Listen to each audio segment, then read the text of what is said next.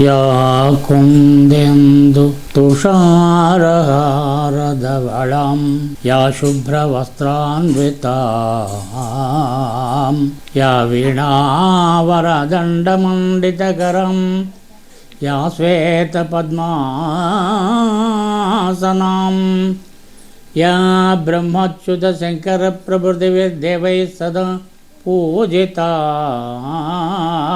सा मां पातु सरस्वती भगवती నిశేషజాడ్యాపహ. జయ శ్రీమన్నారాయణ. ప్రేక్షకులందరికీ కూడా నా నమస్సుమాంజలులు. ఈరోజు మీకు విశ్వావసునామ సంవత్సరం యొక్క ఫలితాంశమును వివరించబోతున్నా. శ్రీ కళ్యాణ గుణావహం రిపుహరం దుస్వప్న దోషాపహం గంగాస్నాన విశేష పుణ్యఫలదం గోదానతుల్యం రుణం ఆయుర్వృద్ధితముత్తమం శుభకరం సంతాన సంపత్ప్రదం నానాకర్మ సుసాధనం సముచితం పంచాంగమాకరణ్యత. శ్రీ కళ్యాణ గుణావహం.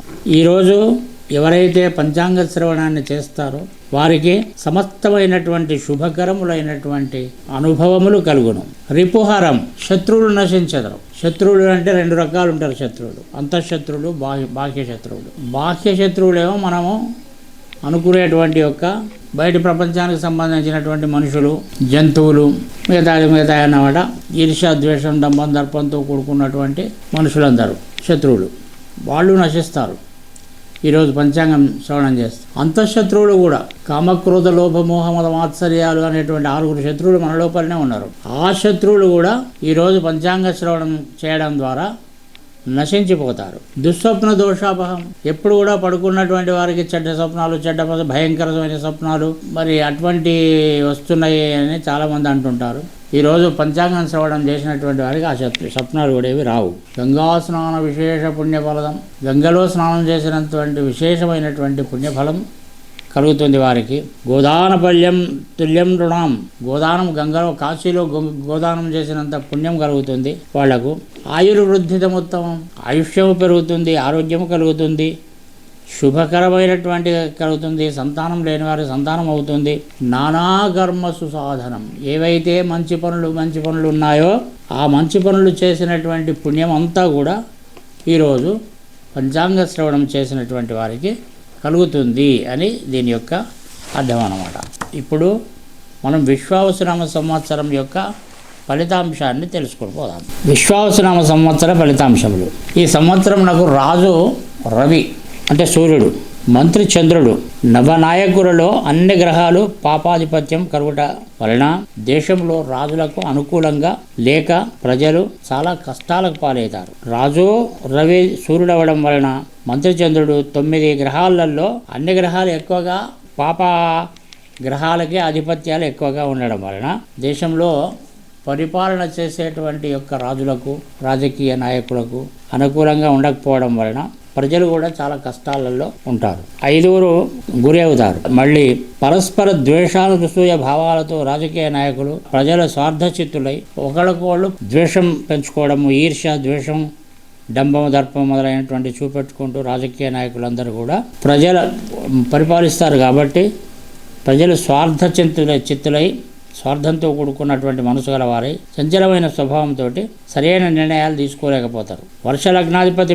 మేఘాధిపతి అయినందున రవి పాప స్థానగతుడగుతచే వలన రాజులకు ఏ నిర్ణయం చేయాలో అర్థం కాక అప్పుడప్పుడు నిర్ణయాలు తీసుకుంటారు. రాజులు కానీ రాజకీయ నాయకులు కానీ పరిపాలనా విభాగంలో ఒక నిర్ణయం తీసుకునేటప్పుడు స్థిరచిత్తం ఉండదు. కాబట్టి ఏం నిర్ణయం తీసుకుంటారో వాళ్ళకే తెలియదు అన్నట్టు ఉంటుంది అనమాట. తప్పుడు నిర్ణయాలు కూడా తీసుకుంటారు ఒక్కోసారి. వర్షాలు అనుకూలంగా లేకపోయినప్పటికీ జలలగ్నం అనుసరించి సరైన వర్షాలు కురిసినప్పటికీ ఆహార ధాన్యం ధరలు మాత్రం బాగా పెరుగుతాయి. వైశాఖ మాసంలో ప్రజా సంక్షోభము, కలహములు మరియు ఉష్ణోగ్రతలు పెరిగి జల నష్టం బాగా కలుగుతుంది.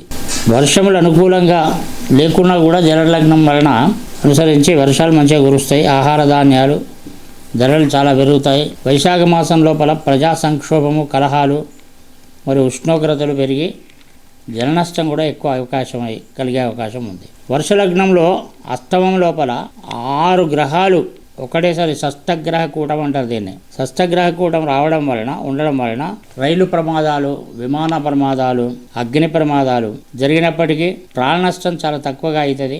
బట్టలు, బంగారం వ్యాపారాలు నష్టం కలిగి ఆత్మహత్యలు కూడా చేసుకుంటారు ఒక్కోసారి. పండితులకు, సన్యాసులకు, పీఠాధిపతులకు అవమానాలు ఎక్కువగా జరుగుతాయి. స్త్రీలు అన్ని రంగములలో రాణించినప్పటికీ క్రీడా విద్యా రంగములలో విశేషంగా ప్రతిభ చూపుదురు. స్త్రీ పురుషులు అనుచితంగా ప్రవర్తించి కులాంతర వివాహాలు చేసుకుందరు. పురుషులు శక్తి సామర్థ్యం పెంచుకోవడానికి ఆరాధ్యమును కాపాడుకోవడం లేదు, కానీ కాపాడుకోవాలి.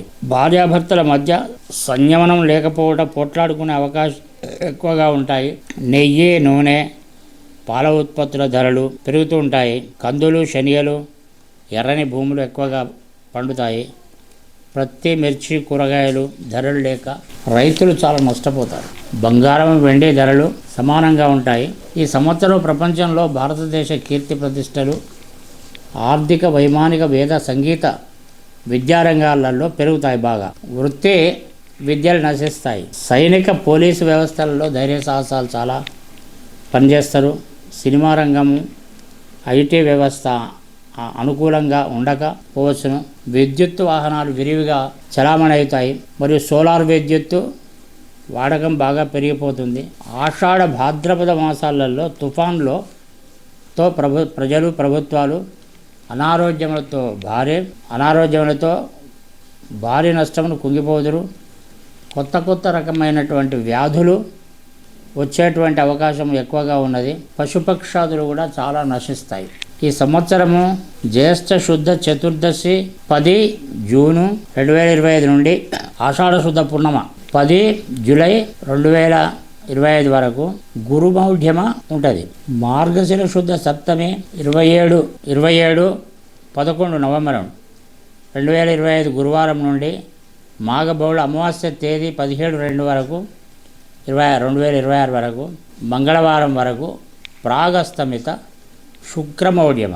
ఈ సంవత్సరము బహుళ విద్య 15/5 మే 2005 గురువారం నుండి సార్ధ త్రికోటి సహిత సరస్వతీ నది పుష్కర ప్రారంభం. విశ్వావసునామ సంవత్సర రాజాది నిర్ణయం.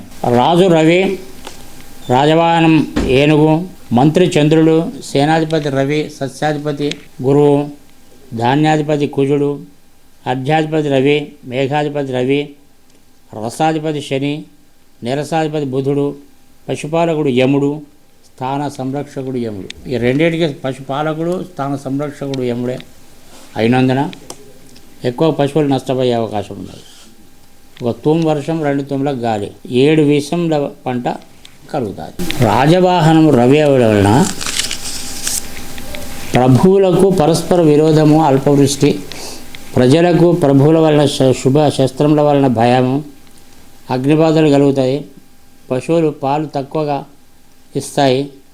ప్రజలకు దుర్మార్గుల వలన అగ్ని, చోరుల, రోగముల బాధలు ఉంటాయి.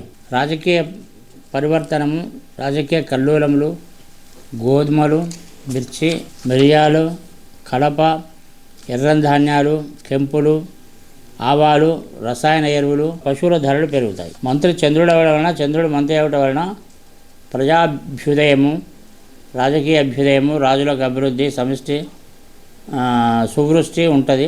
పంటలు బాగా ఉండతాయి. ఆహార ధాన్యం కొరత తీరుతుంది. పశువుల ధరలు పెరుగుతాయి.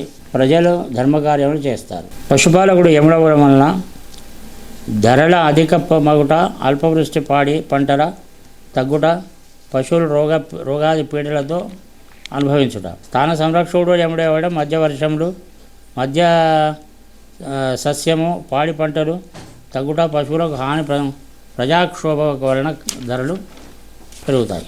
ఆదాయ వ్యయాలు ఎట్లా ఉన్నాయంటే, మేషం రాశి వారికి 2 వాళ్ళ ఆదాయం, 14 వాళ్ళ ఖర్చు. వృషభ రాశి వారికి 11 వాళ్ళ ఆదాయం, 5 వాళ్ళ ఖర్చు. మిథున రాశి వారికి 14 వాళ్ళ ఆదాయం, 2 వాళ్ళ ఖర్చు. కర్కాటక రాశి వారికి 5 వాళ్ళ ఆదాయం 2 వాళ్ళ ఖర్చు. సింహరాశి వారికి 11 వాళ్ళ ఆదాయం 11 వాళ్ళ ఖర్చు. కన్యారాశి వారికి 14 వాళ్ళ ఆదాయం 2 వాళ్ళ ఖర్చు. తులారాశి వారికి 11 వాళ్ళ ఆదాయం 5 వాళ్ళ ఖర్చు. వృశ్చిక రాశి వారికి 2 వాళ్ళ ఆదాయం 14 వాళ్ళ ఖర్చు. ధనుస్సు రాశి వారికి 5 వాళ్ళ ఆదాయం 5 వాళ్ళ ఖర్చు. మకర రాశి వారికి 8 వాళ్ళ ఆదాయం 14 వాళ్ళ ఖర్చు. కుంభరాశి వారికి 8 వాళ్ళ ఆదాయం 14 వాళ్ళ ఖర్చు. మీనరాశి వారికి 5 వాళ్ళ ఆదాయం 5 వాళ్ళ ఖర్చు. ఇది ఈ సంవత్సరం యొక్క ఫలితాంశము. తర్వాత మనము మేషాది ద్వాదశ రాశుల వారి ఫలితాలు వేరే తెలుసుకుందాం. జయ శ్రీమన్నారాయణ. స్వస్తి ప్రజాభ్య పరిపాలయంతాం న్యాయేన మార్గేణ మహిం మహేష. గోబ్రాహ్మణేభ్య శుభం నిత్యం. లోకా సమస్త సుఖినో భవంతు.